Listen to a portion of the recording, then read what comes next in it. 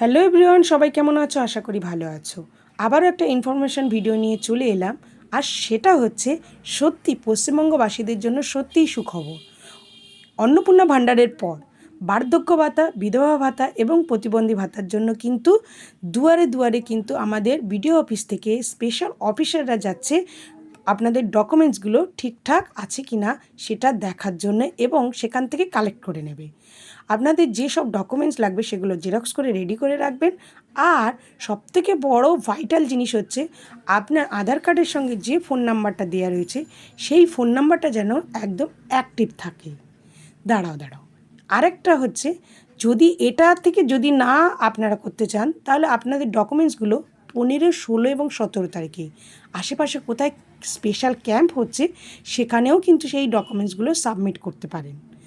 এবার বলে রাখি, বার্ধক্য ভাতা যারা পান মোটামুটি 7 বছরের ঊর্ধ্বে, তো তারা যদি না যেতে পারেন এই স্পেশাল ক্যাম্পে, ওখানে প্রচুর ভিড় হবে, তো সেখানে যাওয়ার দরকার নেই। বিডিও অফিস থেকে যখন অফিসাররা আসছেন শুধু ডকুমেন্টসগুলো সুন্দর করে রেডি করে রাখুন, তাহলেই হবে। আর এই রকম ইনফরমেশন ভিডিও পাওয়ার জন্য অবশ্যই কিন্তু আমার চ্যানেলটাকে ফলো করে রাখবেন, আর পারলে শেয়ার করে রাখবেন। সো চলো এখনকার মতো টাটা করে দিচ্ছি, দেখা হবে নেক্সট ভিডিওতে।